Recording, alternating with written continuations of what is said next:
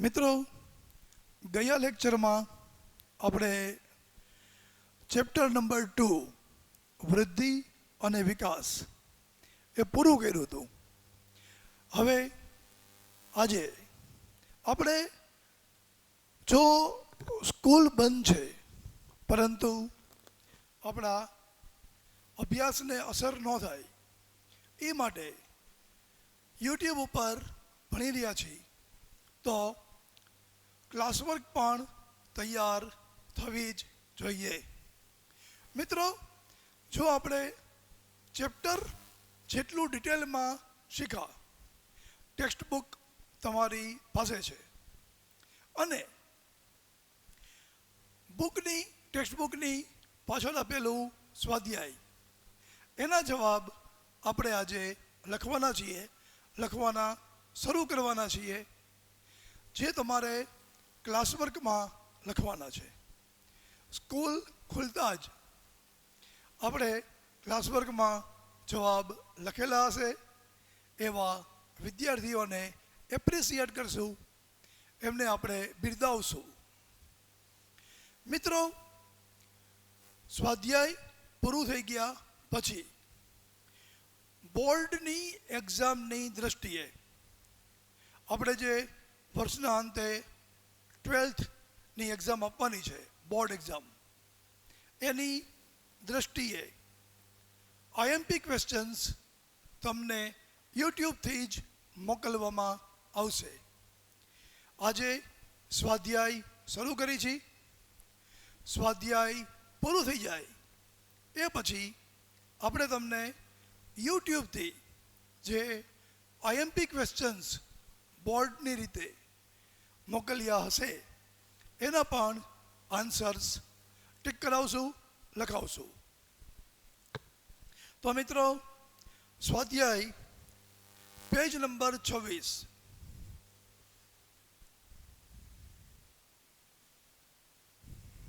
સૌથી પહેલા છે MCQ.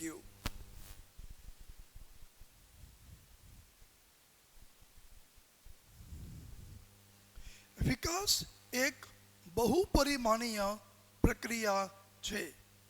આ વિધાન કોણે રજૂ કર્યું છે?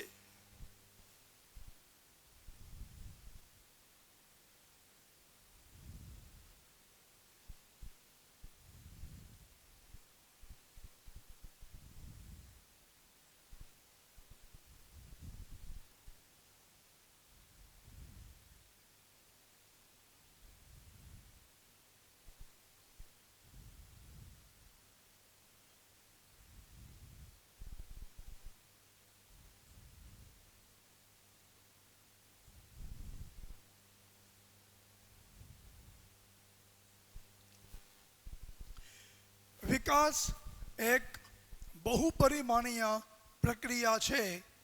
આ વિધાન કોણે રજૂ કર્યું છે?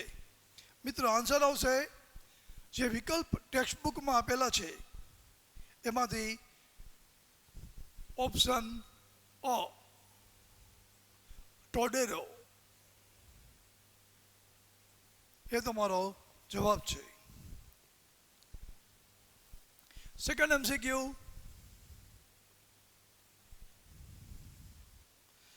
કયો ખ્યાલ ગુણાત્મક છે?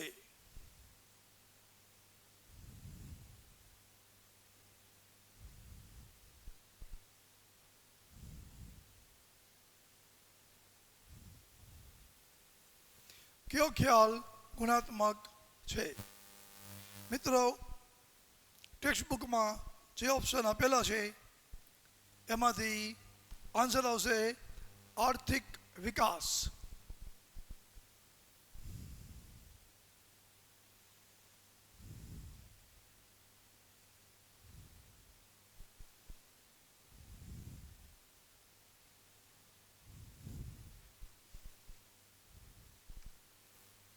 Third MCQ. 2014માં વિશ્વમાં માનવ વિકાસ આંકની દ્રષ્ટિએ ભારતનો ક્રમ કેટલામો હતો?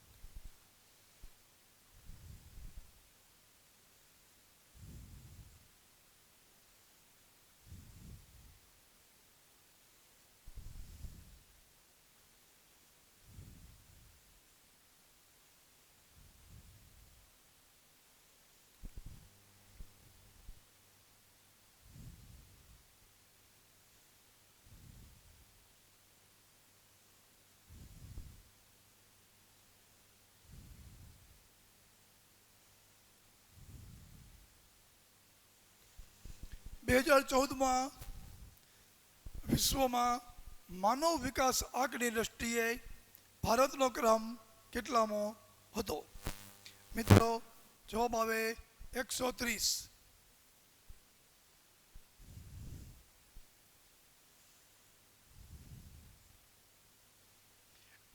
ટેક્સ્ટ બુકમાં અબકડ ઓપ્શન આપેલા છે, તેમાંથી સાચા ઓપ્શન આપણે અહીંયા જવાબ તરીકે લખેલા છે. આ તમારે તમારી ક્લાસ વર્કમાં લખવાનું છે, પાક્કું કરવાનું છે. સ્કૂલની એક્ઝામ્સમાં આ બધું પૂછાશે અને બોર્ડની એક્ઝામની દ્રષ્ટિએ પણ મહત્વનું છે.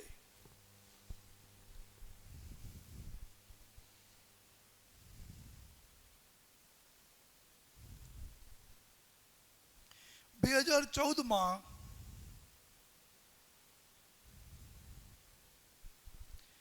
માનવ વિકાસ અહેવાલ મુજબ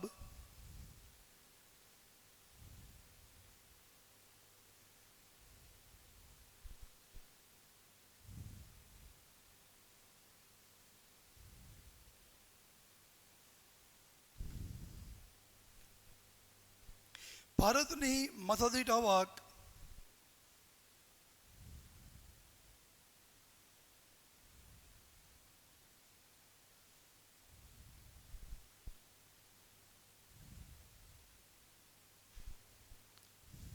કેટલા ડોલર હતી?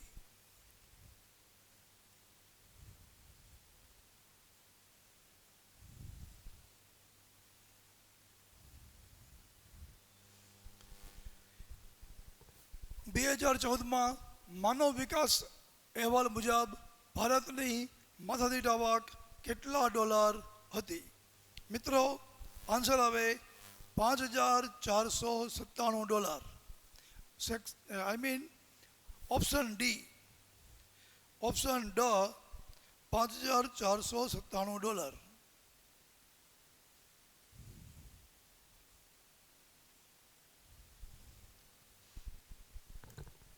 MCQ ટેક્સ્ટ બુકમાં જોઈને આ તમારે ક્વેશ્ચન ટેક્સ્ટ બુકમાં જોઈને પણ લખી શકાય.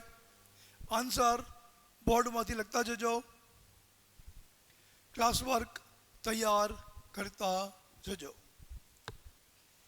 જેથી સ્કૂલ ખુલે ત્યારે આપણે આ ક્લાસ વર્કને ચેક કરીને જો શક્ય હોય તો આગળના ચેપ્ટર ઉપર સ્વિચ ઓવર થઈ શકીએ.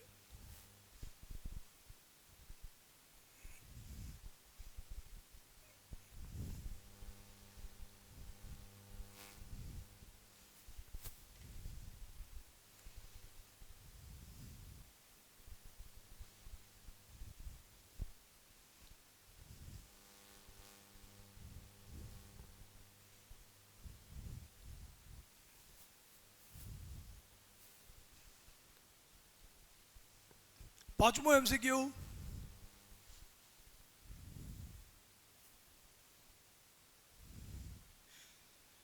દેશના આર્થિક વિકાસમાં વધારો થવાથી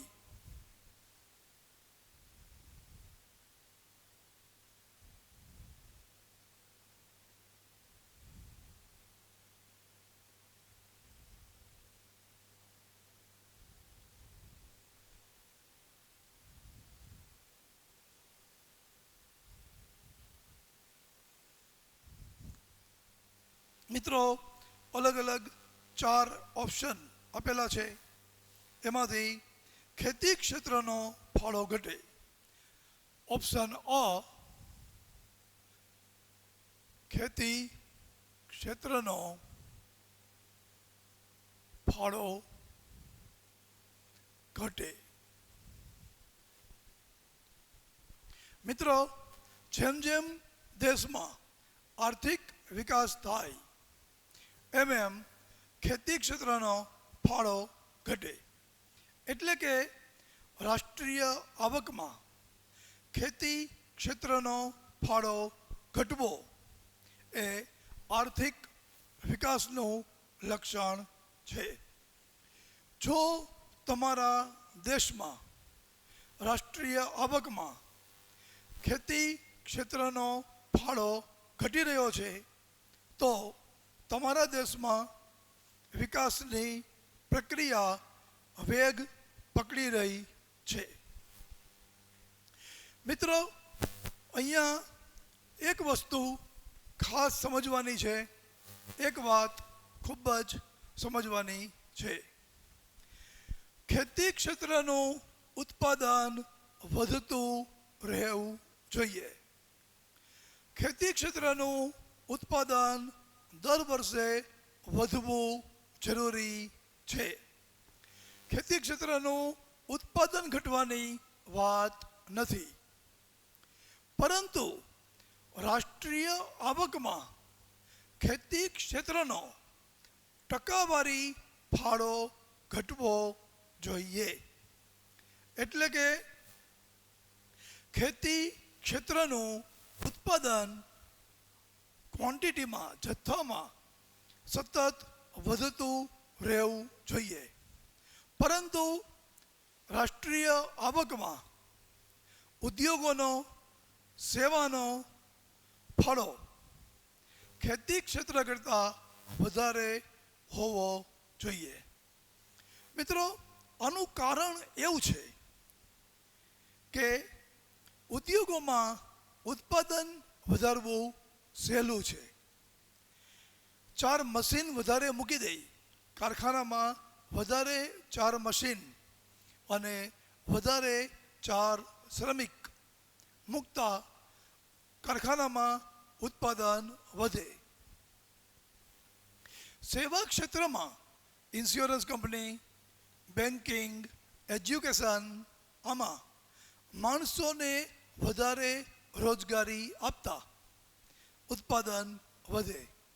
પરંતુ ખેતી ક્ષેત્રમાં ઉત્પાદન વધારવું એ સહેલું નથી. એક ખેતરમાં માણસોની સંખ્યા, કામ કરવાવાળા માણસોની સંખ્યા વધારવાથી ખેતીનું ઉત્પાદન ઝડપથી વધતું નથી. ખેતરમાં જે કંઈ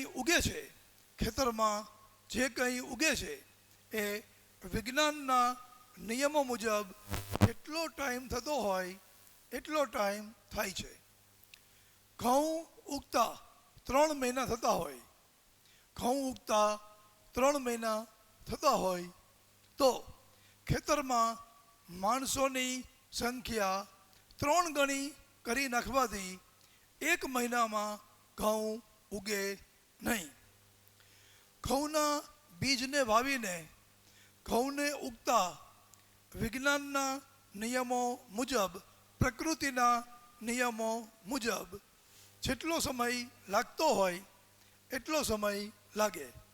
આથી ખેતી ક્ષેત્રમાં ઉત્પાદન ઝડપી બનાવવું એ અઘરી વસ્તુ છે. પ્રમાણમાં ઉદ્યોગો અને સેવા ક્ષેત્રમાં ઉત્પાદન ઝડપી બનાવવું ખેતી કરતાં સહેલું છે. ઉત્પાદન જેમ વધે એમ રાષ્ટ્રીય આવક વધે, સમૃદ્ધિ વધે, વિકાસ વધે. આથી ખેતી ક્ષેત્રનો ટકાવારી ફાળો ઘટતો જાય, ઉદ્યોગ અને સેવાનો ટકાવારી ફાળો વધતો જાય એ જરૂરી છે. તો જ એને વિકાસની પ્રક્રિયા વેગ પકડી ચૂકી છે એવું કહેવાય.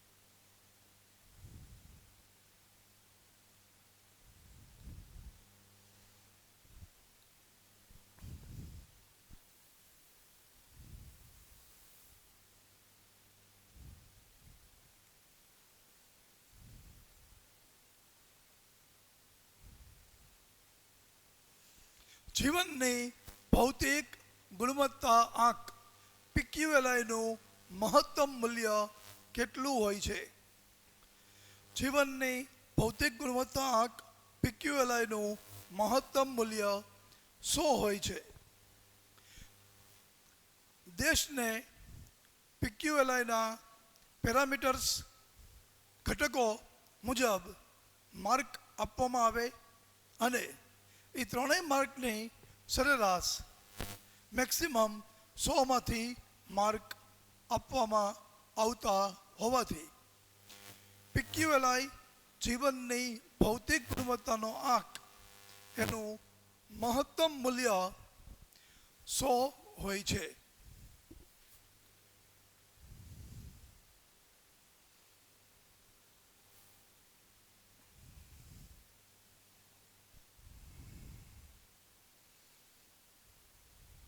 માનવ વિકાસ આંકનું મૂલ્ય કેટલું હોય છે? Next MCQ.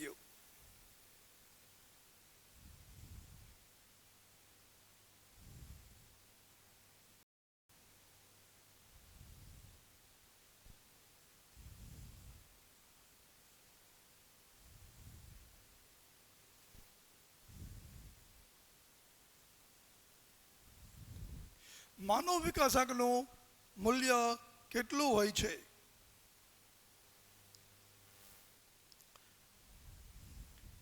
જવાબ ક.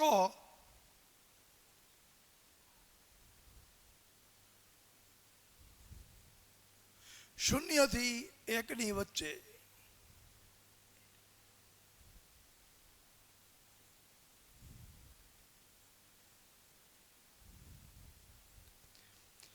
HDI માનવ વિકાસ આંક તેના ઘટકોને મહત્તમ 1 અંક આપે છે.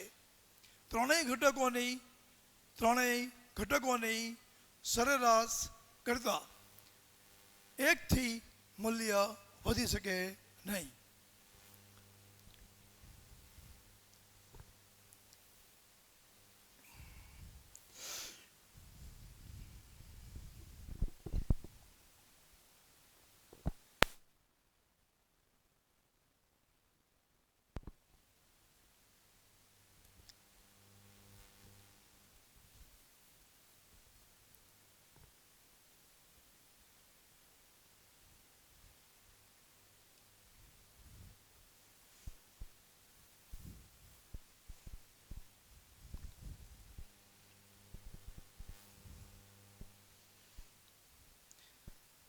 મિત્રો, 8મું MCQ. આર્થિક વૃદ્ધિનો પ્રશ્ન કેવા રાષ્ટ્રોના પ્રશ્નો સાથે સંકળાયેલો છે?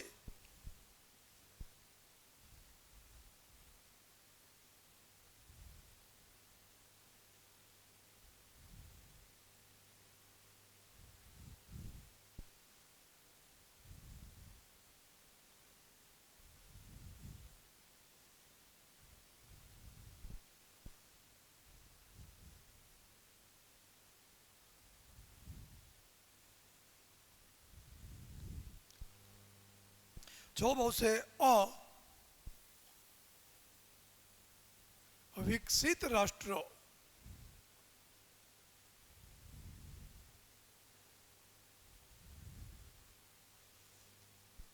મિત્રો, વિકસિત રાષ્ટ્રો એટલે એવા રાષ્ટ્રો કે જેમાં આર્થિક વિકાસની પ્રક્રિયા પૂર્ણ થઈ ગયેલ છે. જે રાષ્ટ્રોમાં આર્થિક વિકાસની પ્રક્રિયા પૂરી થઈ ગઈ હોય તેમને વિકસિત રાષ્ટ્ર કહેવાય. હવે તેમાં આવકને વધારવી એ લક્ષ્ય છે. આથી આર્થિક વૃદ્ધિ વિકસિત રાષ્ટ્રોનો પ્રશ્ન છે.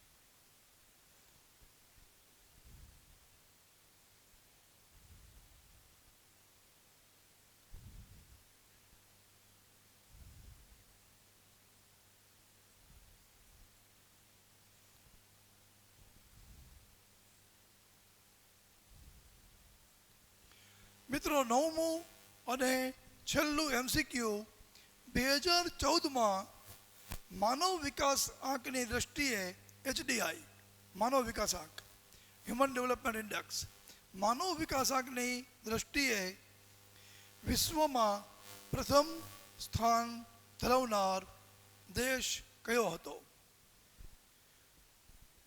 માનવ વિકાસ આંક HDI વિકાસના પરિમાણ, વિકાસના માપદંડનું અતિ આધુનિક સ્વરૂપ. યુનાઇટેડ નેશન્સ અત્યારે આના ઉપયોગથી જ વિકાસના આંકડા જાહેર કરે છે. ત્યારે 2014માં આ ટેક્સ્ટબુક 2014ના ડેટા ઉપયોગ કરે છે. એટલે 2014ના HDIમાં માનવ વિકાસ આંકમાં પ્રથમ દેશ કયો હતો? તો મિત્રો, જવાબ આવે નોર્વે. મિત્રો, આ સવાલ નોકરીની એક્ઝામ્સમાં, કોમ્પિટિટિવ એક્ઝામ્સમાં વારંવાર પૂછાતો સવાલ છે. અહીંયા વર્ષ બદલાતું રહે, 2014, 2018 નોર્વે જવાબ એમનેમ રહે. નોર્વે સતત પ્રથમ નંબરે રહેતો આવ્યો છે. મિત્રો, નોકરીની એક્ઝામ્સ, કોમ્પિટિટિવ એક્ઝામ્સમાં વારંવાર આ પ્રશ્ન પૂછાય છે. વિકાસની દ્રષ્ટિએ સૌથી વધુ વિકસિત દેશ કયો? જે વિદ્યાર્થીઓ નોર્વે જવાબ જાણે છે એ તો સાચો જવાબ લખી આવે છે, પણ બાકીના અમેરિકા, જાપાન, કારણ કે આપણે અમેરિકા અને જાપાન વિશે ટીવીમાં, છાપામાં વધારે સાંભળી છે, વાંચી છે, ઇંગ્લિશ ફિલ્મોમાં જોઈ છે. પરંતુ HDI હ્યુમન ડેવલપમેન્ટ ઇન્ડેક્સના યુનોએ બહાર પડેલા ડેટા મુજબ વર્ષોથી સતત નોર્વે પ્રથમ સ્થાન જાળવી રહેલ છે. મિત્રો, આ રીતે આપણે MCQ બુકની પાછળ આપેલા MCQ પૂરા કર્યા. હવે સ્વાધ્યાયના એક વાક્યમાં જવાબ.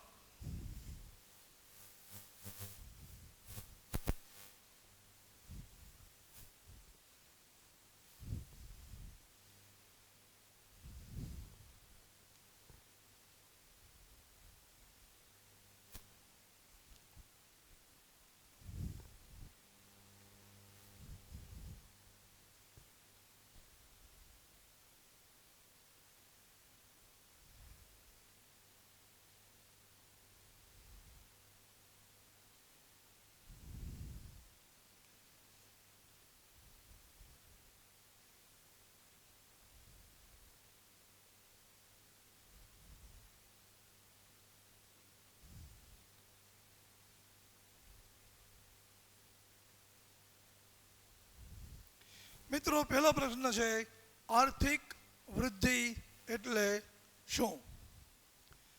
મિત્રો, જવાબ થાય આર્થિક વૃદ્ધિ એટલે વસ્તુ અને સેવાના કુલ ઉત્પાદનમાં વધારો. આર્થિક વૃદ્ધિ એટલે વસ્તુ અને સેવાના કુલ ઉત્પાદનમાં વધારો. ઉત્પાદનથી આવક ઉત્પન્ન થાય, આથી વસ્તુ અને સેવાનું કુલ ઉત્પાદન વધતા રાષ્ટ્રીય આવક વધે, માથાદીઠ આવક પણ વધે.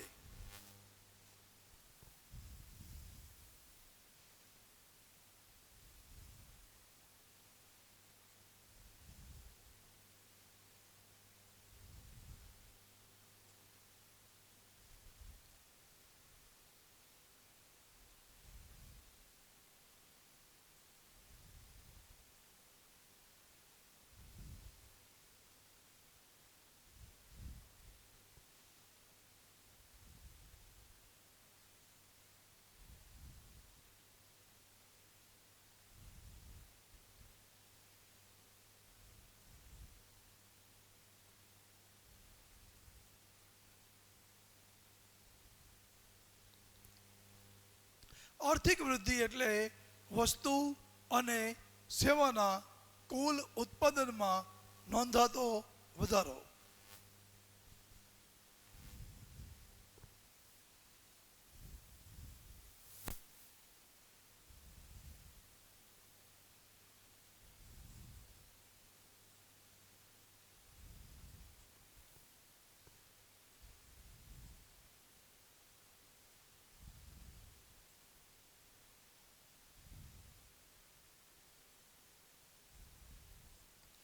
સેકન્ડ ક્વેશ્ચન પેજ નંબર 27 ઉપર એક વાક્યમાં જવાબ.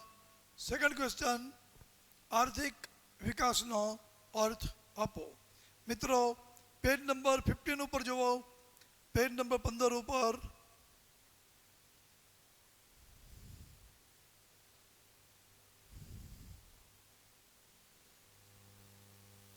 પેજ નંબર 15 ઉપર લાસ્ટમાં 2.2 આર્થિક વિકાસનો અર્થ. સેકન્ડ લાઈન આર્થિક વિકાસ એક પ્રક્રિયા છે, સતત ચાલતી પ્રક્રિયા છે. આર્થિક સુખાકારી પ્રાપ્ત કરવાનું સાધન છે. નીચેની લાઈન આર્થિક વિકાસમાં આર્થિક વૃદ્ધિ, આર્થિક સુખાકારી, આર્થિક પ્રગતિ પણ સમાઈ જાય છે.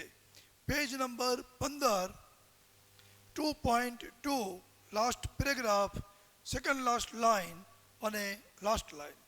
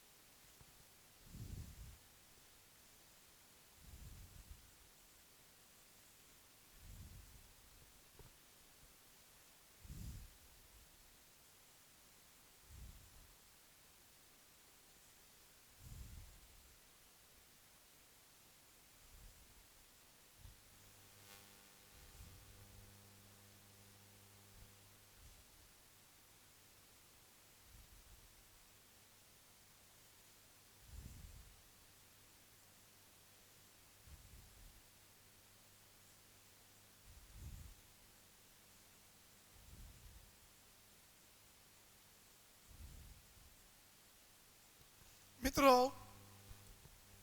આર્થિક વિકાસનો અર્થ આપો.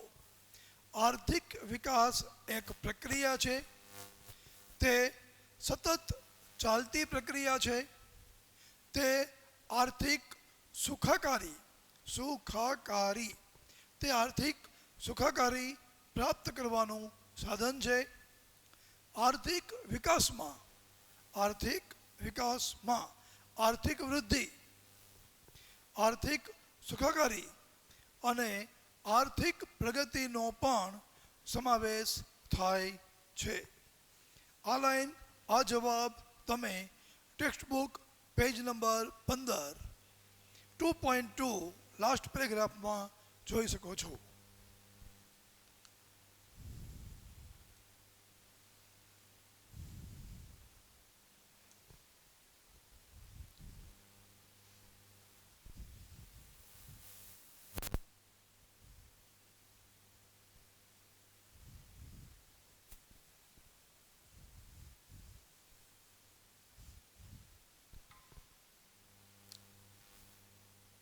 થર્ડ ક્વેશ્ચન, માથાદીઠ આવક એટલે શું?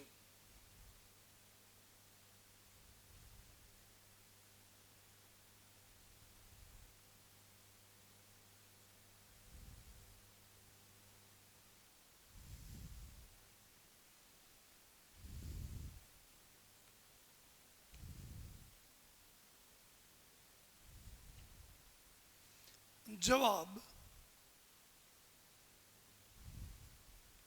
પેજ નંબર 19 ઉપર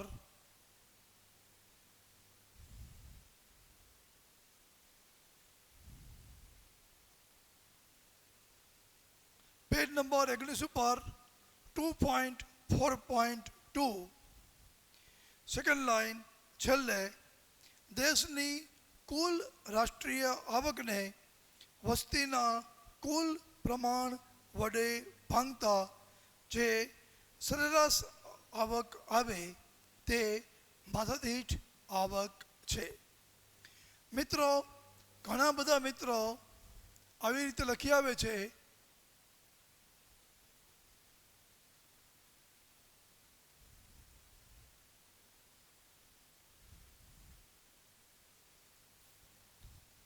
મિત્રો, આ માથાદીઠ આવક શોધવાનું સૂત્ર કહેવાય. આ તેનો અર્થ નથી. બોર્ડની એક્ઝામમાં સૂત્ર પૂછે તો આ લખવાનું, અર્થ પૂછે તો આ નહીં લખવાનું. માટે આવું નહીં લખતા, અર્થ લખવાનો છે. અર્થ શું છે? દેશની કુલ રાષ્ટ્રીય આવકને વસ્તીના કુલ પ્રમાણ વડે ભાંગતા જે સરેરાશ આવક આવે તે માથાદીઠ આવક છે.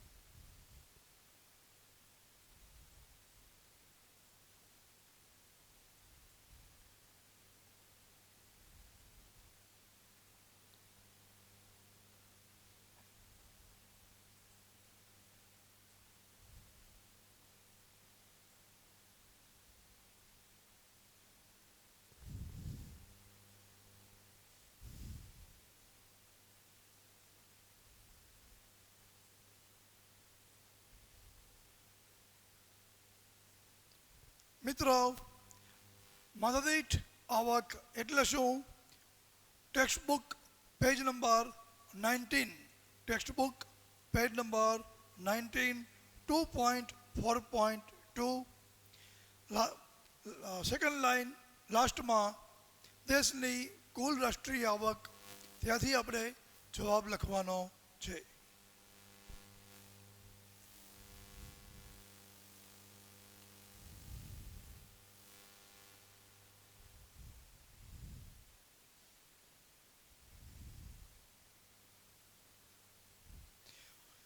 ચોથો ક્વેશ્ચન, રાષ્ટ્રીય આવકની તુલનામાં માથાદીઠ આવકનો માપદંડ શા માટે વધુ આવકારદાયક છે?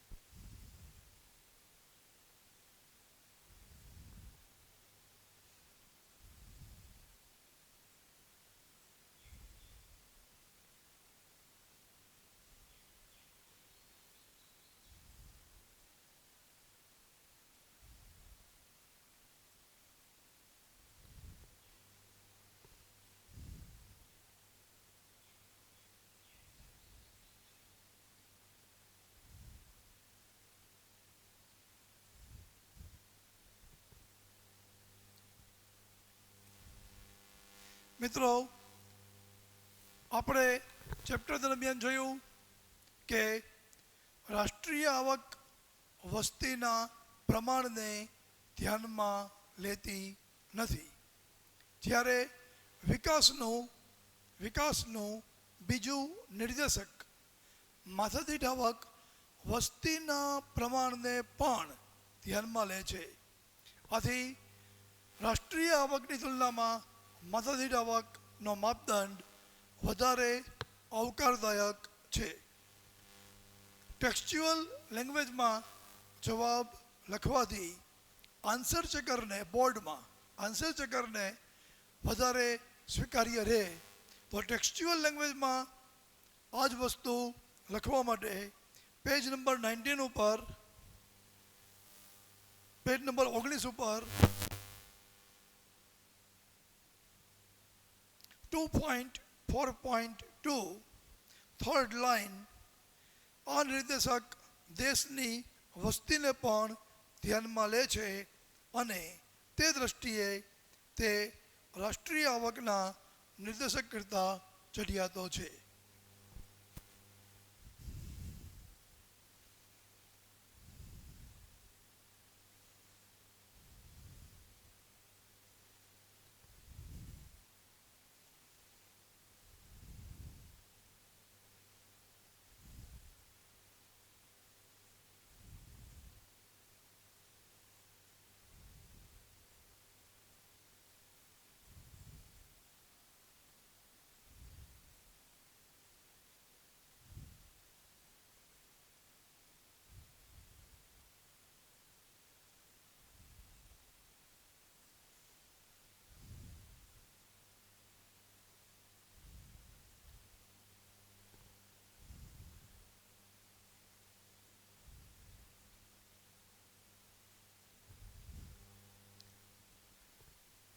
રાષ્ટ્રીય આવકની તુલનામાં માથાદીઠ આવકનો માપદંડ શા માટે વધારે આવકારદાયક છે? જવાબ: માથાદીઠ આવક દેશની કુલ વસ્તીને પણ ધ્યાનમાં લે છે, તેથી તે વધારે ચઢિયાતો છે.